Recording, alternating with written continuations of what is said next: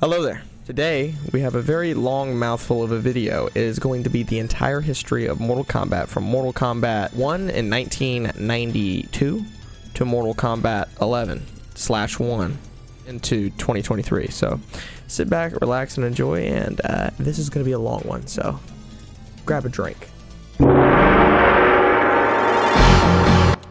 So let's start back at the beginning. Mortal Kombat is a fighting game that was developed and published by Midway, later to be formed into NetherRealm Studios. Mortal Kombat was released in 1992 and was a smash hit amongst fans. It ditched the cartoon-like graphics of other fighting games like Street Fighter for a more realistic, gritty take on the genre. It also introduced the now famous fatality, where after beating your opponent and they just fall down, you now get to murder your opponent in creative ways.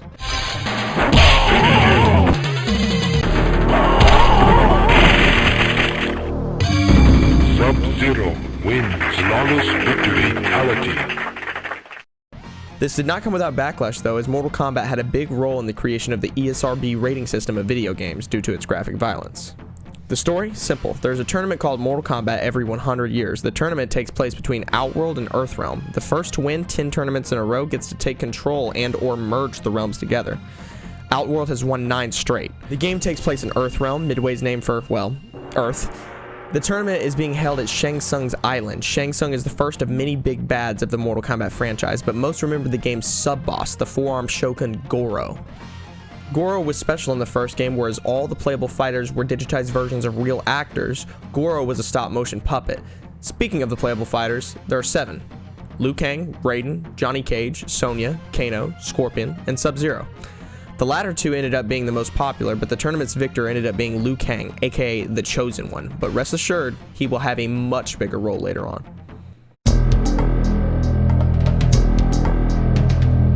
After the massive success of the first game, Mortal Kombat 2 was inevitable. Released just a year later in 1993, Mortal Kombat 2 was a big upgrade in almost every way. Better stages, better roster, better graphics, and yes, better fatalities.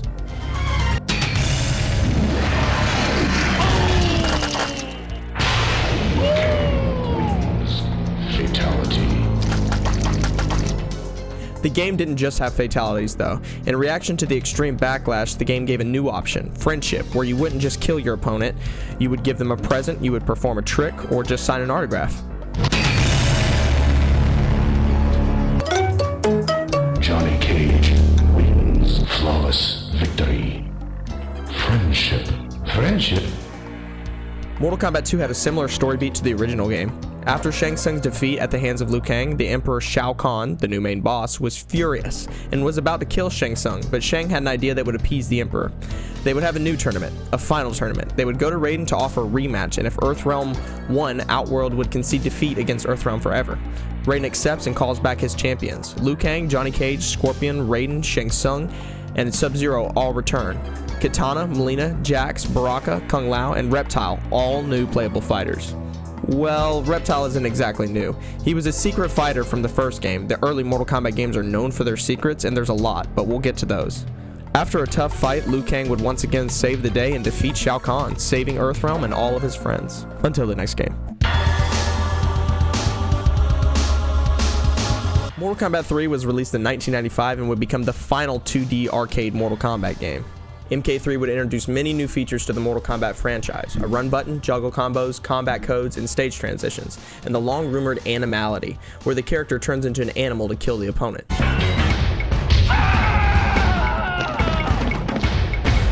Reptile wins flawless victory. Animality. Mortal Kombat 3 also introduced Mercy, allowing a defeated opponent to return with reduced life. The game avoids the tournament storyline of its predecessors. Instead, it has the returning Shao Kahn, who has resurrected his bride Sindel and started an invasion of Earthrealm.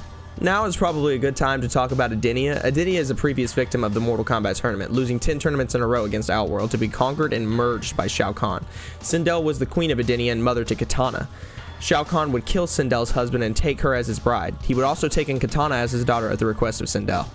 Shao Kahn, disappointed in Kitana's alliance with Earthrealm, had Shang Tsung create Mileena, a half-Tarkatan twin sister of Kitana, with some different facial features.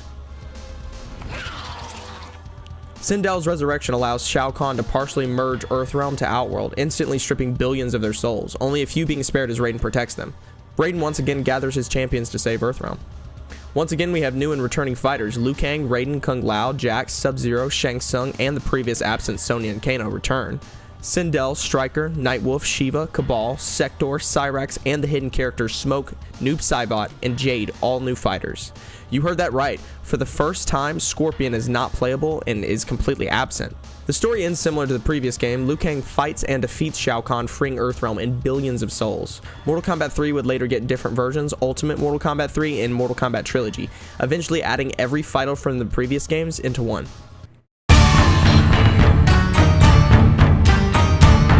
Mortal Kombat 4 released in 1997 and would be a new direction for the franchise. Ditching the 2D sprites of its predecessors, Mortal Kombat 4 would become the first 3D game of the franchise, to capitalize on the rising popularity of the 3D games at the time. The game also had a huge roster. Liu Kang, Jax, Johnny Cage, Noob Saibot, Raiden, Reptile, Scorpion, Sub-Zero, and Sonya Blade return. Fujin, Jarrett, Kai, Reiko, Quan Chi, Tanya, and Meat, all new fighters. The game also had an early version of stage interactables, which we would see later on, where you could pick up a weapon and do way more damage than normal. The game ditches Shao Kahn as its main boss for Shinnok. Shinnok is a fallen elder god that was responsible for the death of an entire civilization. To rid all realms of Shinnok's evil, the elder gods banished Shinnok to a place called the Netherrealm, Mortal Kombat's version of Hell. After Liu Kang's defeat of Shao Kahn, Shinnok has managed to escape the Netherrealm, and war has once again been brought to Earthrealm. Shinnok would share the same fate as all the main bosses before him, a swift defeat at the hands of Liu Kang, a trend that would come to end very soon.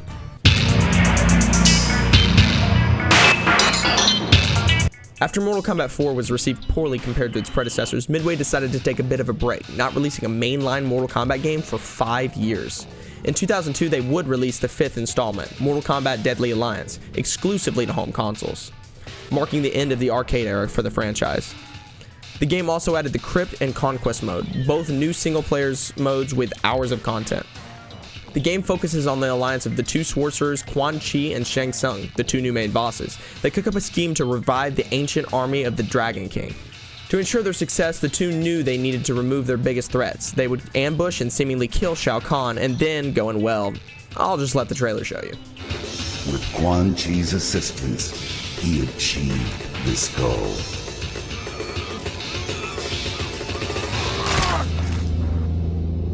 Liu Kang is dead.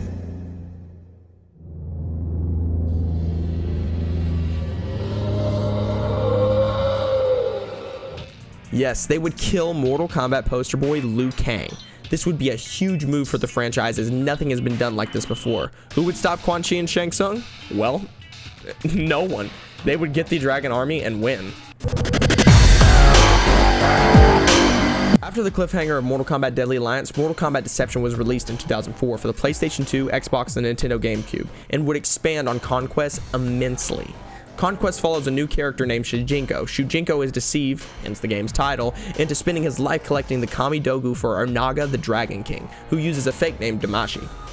After we go through the events of Shujinko's life, from a boy to an old man, he collects all the Kami Dogu and Onaga reveals himself, betraying Shujinko and stealing all the Kami Dogu for himself. Back in the present, all of Raiden's champions have been defeated by the Deadly Alliance. Raiden is the only one who remains, and after an epic, and I do mean epic fight, Raiden is also defeated. After their victory, Quan Chi and Shang Tsung are completely consumed by greed and start to battle each other for the rule of the Dragon Army. But mid-fight, Onaga himself shows up to reclaim his Dragon Army and the final Kami Dogu, Quan Chi's amulet. Quan Chi, Shang Tsung, and the now conscious Raiden all join forces to try and stop Onaga, all being unsuccessful. Onaga now has his Dragon Army and all of the Kami Dogu. But let's take a break to talk about the roster. Baraka, Bo' Rai Cho, Mileena, Raiden, Jade, Scorpion, Sub-Zero, Sindel, Cabal, Ermac, Nightwolf, Noob Smoke, Tanya, and a zombified version of Liu Kang all return. Ashura, Dario, Darius, Havoc, Hotaru, Kira, Cobra, and Shujinko, all new fighters. The game ends with Shujinko defeating Onaga and saving all of the realms.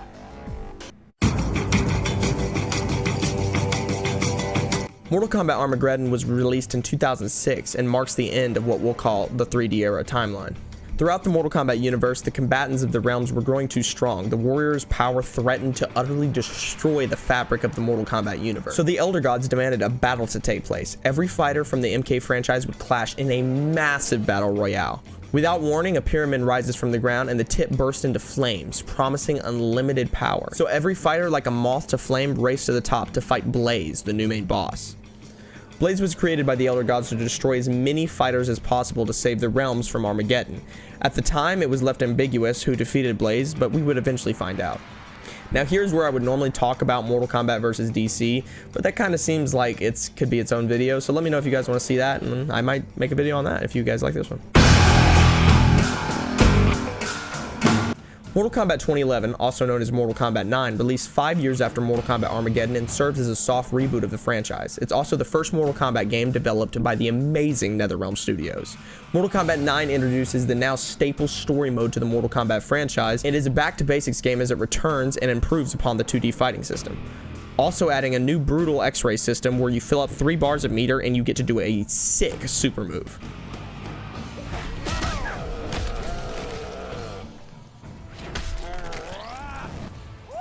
The game picks up right after the events of Mortal Kombat Armageddon. It's revealed that Shao Kahn was Armageddon's victor. It also shows a bruised and defeated Raiden at the hands of Shao Kahn.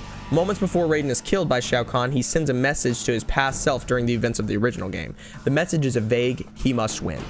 OGMK Raiden receives the message and his amulet slightly cracks. Throughout the game, we follow a confused Raiden trying to figure out who he must win is. Story mode is absolutely fantastic. If you have not played it, I cannot recommend more to go do so. It's criminal that you haven't played it yet. Go play it. Go play it now. Story goes through the events of the first 3 games with multiple major differences, but I won't dare spoil the fun and say them all here. Go play the game, like I said. The game's third act is at the end of Mortal Kombat 3's events. The evil resurrected Sindel has killed Kitana, Sub-Zero, Jade, Stryker, Jax, Cabal, and Smoke, while Raiden and Liu Kang were consulting the Elder Gods. A desperate Nightwolf sacrifices himself to kill Sindel. Raiden and Liu Kang return to see nearly all of their friends dead, Johnny Cage and Sonya surviving. Liu Kang becomes bitter and blames Raiden for their deaths. Shao Kahn shows up before them just as Raiden realizes it is Shao Kahn who must win, as he is breaking the rules of Mortal Kombat by merging without victory. Liu Kang rushes to defeat Shao Kahn, but Raiden stops him to try to explain what he has just learned. A still angry Liu Kang rushes to fight Raiden, and Raiden accidentally kills him. Liu Kang is dead for the 2nd time in the franchise. Poor guy just can't catch a break. A defeated Raiden bows to Shao Kahn, and the events of the beginning of the story mode mirror each other. But then, the Elder Gods temporarily grant Raiden with immense power similar to Armageddon's power, and Raiden kills and defeats Shao Kahn. Mortal Kombat 9 received huge praise and revived what could have been a dead MK franchise. Mortal Kombat 9 is my and also many's favorite game of the franchise.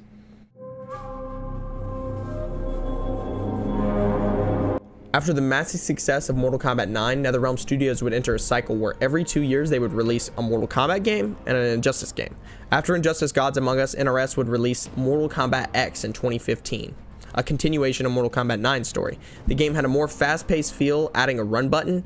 The game also had way longer and flashy combos. The story starts 2 years after the events of Mortal Kombat 9. Johnny Cage, Sonya Blade, and Kenshi are leading a battalion to protect the Jinsei, Earthrealm's life force, from Shinnok. The first chapter follows Johnny Cage having to fight undead warriors from the previous game. Meanwhile, Shinnok has infiltrated the Jinsei and is sending his minions to fight Fujin and Raiden.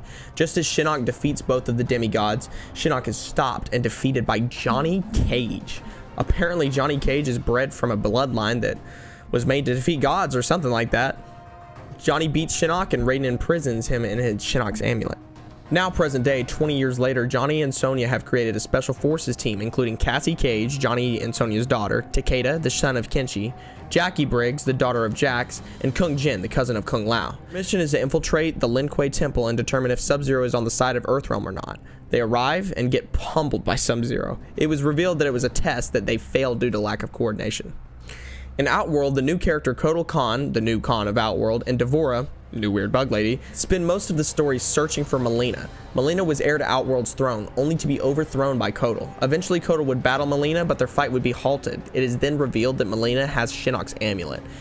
Mileena would retreat with Rain after being wounded by its power. Kotal Khan would eventually capture Mileena and have her killed in one of the most gross ways possible.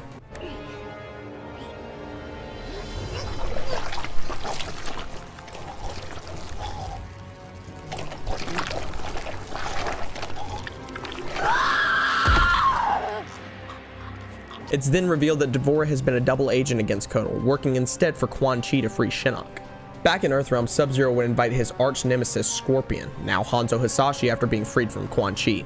Sub-Zero would finally reveal that the Lin Kuei wasn't responsible for the Shirai Ryu's downfall. It was Quan Chi, his former master. Scorpion and Sub-Zero make amends, and a furious Scorpion heads to Special Forces HQ to kill Quan Chi. A massive battle breaks out and ends with the death of Quan Chi, but right before, Devore shows up and throws Quan Chi Shinnok's amulet, and Quan Chi frees Shinnok and kidnaps Johnny Cage.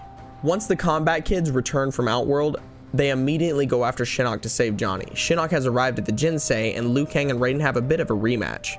Then, Shinnok incapacitates Raiden. Eventually, Cassie Cage shows up and defeats Shinnok, proving, Holy shit, it does run in the family. Raiden then inserts himself into the Jinsei, purifying it, saving Earthrealm. The post-credit scene, however, shows that in the process, the Jinsei corrupted Raiden and made him a tyrant.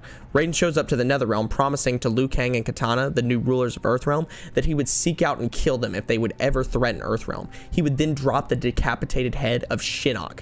Shinnok is not able to die because he's an Elder God, and Raiden says the famous line, "There are fates worse than death." and then the story mode ends. Say what you want about Mortal Kombat X's story mode, but that ending is sick.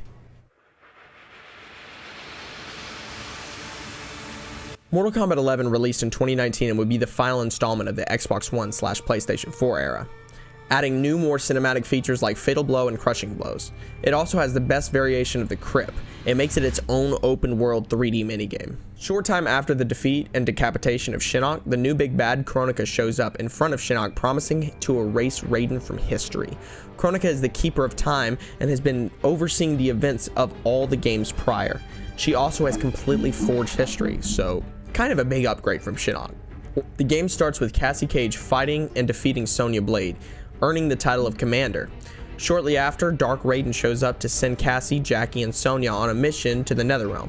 The goal of the mission is to destroy the Netherrealm castle by planting explosives to its foundation. The mission is successful, however Sonya Blade is trapped after Liu Kang shows up. After Liu Kang is defeated, a trapped Sonya sacrifices herself, detonating the explosives while trapped. Cassie Cage returns to Johnny in Earthrealm. Johnny doesn't see Sonya and immediately knows she's dead. Back in Netherrealm, Liu Kang and Katana stand defeated in front of a destroyed Netherrealm castle. Suddenly, Kronika shows up, rebuilding the castle right before their eyes. So much for Sonya's sacrifice. Liu Kang and Katana are stunned by Kronika's power, and after Kronika tells them that she intends to wipe Raiden from history, they both want to help in any way they can. You're gonna learn, a lot of people hate Raiden in this game. Kronika then bends the sands of time, bringing fighters from the past to the present, such as an alive and well Liu Kang and Kung Lao, Jade, a young Aaron Black, Shao Kahn, Baraka, Scarlet, Jax, Johnny Cage, and Sonya. The past fighters appear in front of Kotal Khan just before he's about to execute Collector, a new character. Kotal Khan sees Shao Kahn, and let's just say we have a epic battle of the Khans. Liu Kang and Raiden assist Kotal in defeating Shao, forcing him to retreat with Devora. Liu Kang and Raiden then locate the past versions of Johnny and Sonya at Special Forces HQ. Now, I'm not going to go through Mortal Kombat 11's entire story mode, as it seems criminal to do so. I recommend you go and play through the entire thing yourself. It's a great time. All these story modes are absolutely epic, and especially the new one, so I would go do that as well. Go through the trilogy, have a good time. The game ends with Fire God Liu Kang, Raiden, and Liu Kang merge together, defeating Kronika and becoming the Keeper of Time. Until the story DLT.